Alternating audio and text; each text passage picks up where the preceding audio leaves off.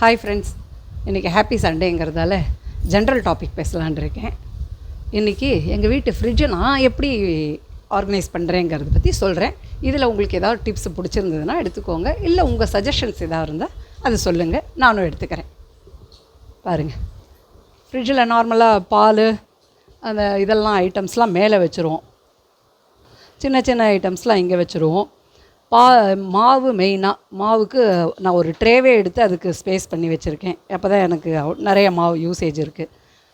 அதுக்கு கீழே பூது அது பத்தாத இடம் இல்லாததால் அதெல்லாம் அங்கே வைப்பேன்.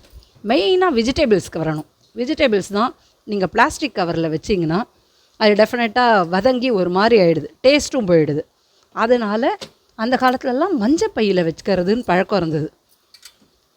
இப்போ பார்த்திங்கன்னா நான் ஒரு காட்டன் ப்ளவுஸ் பீட்ஸ் எல்லாம் எடுத்து இந்த மாதிரி ஸ்கொயராக செக் பண்ணி அதில் வச்சு இந்த மாதிரி மூட்டை மாதிரி கட்டி வச்சுருவேன்.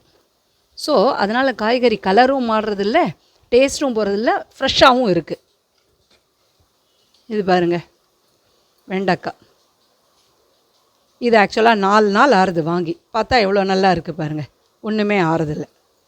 இந்த மாதிரி காட்டன் ப்ளவுஸை இந்த மாதிரி முடிச்சு பண்ணி வச்சிங்கன்னா உங்களுக்கு எடுக்கிறதுக்கும் சேம் டைம்ஸ் ஈஸியாகவும் இருக்கும்.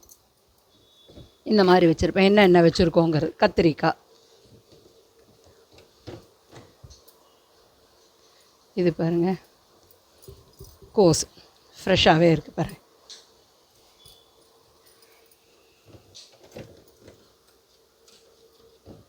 இடமும் அடைக்காது. இப்போ பார்த்திங்கன்னா பூசணிக்காய், முருங்கைக்காங்கிற மாதிரி ஐட்டம்ஸ்லாம் இந்த மாதிரி பாக்ஸில் கட் பண்ணி வச்சிங்கன்னா என்றைக்கு யூஸ் பண்ணுறீங்களோ அன்றைக்கி வாஷ் பண்ணி அன்றைக்கி அந்த தோலெல்லாம் எடுத்து நீங்கள் சமைக்கிறதுக்கு யூஸ் பண்ணிக்கலாம். அப்படியே ஃபுல்லாக வைக்கிறத விட இது மாதிரி வச்சிங்கன்னா நல்லாயிருக்கும். பாருங்கள், சிவப்பு பூசணிக்காய்.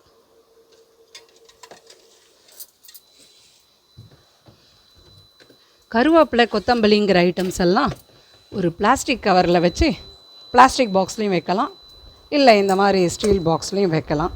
ஒன்றும் ஆறுதில்லை.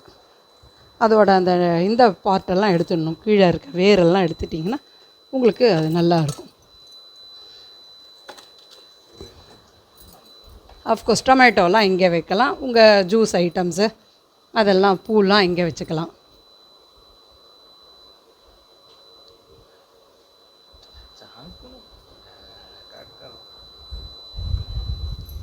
மேல் ரேக்கில் பார்த்தீங்கன்னா அந்த இது ரவை,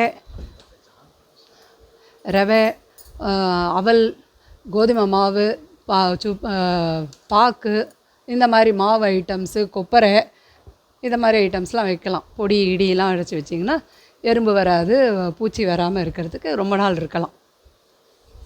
இந்த மாதிரி வைப்பேன். ட்ரை ஃப்ரூட்ஸு அது மாதிரி ஒரு பிளாஸ்டிக் கவரில் வச்சு ட்ரை ஃப்ரூட்ஸ்லாம் பாருங்கள், எவ்வளோ நாள் ஆனாலும் ஒன்றும் ஆறுதில்லை, அப்படியே இருக்கும்.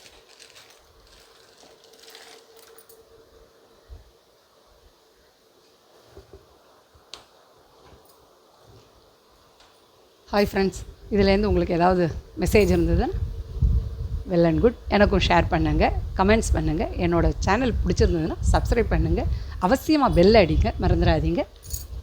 Jai Ho, have a good Sunday.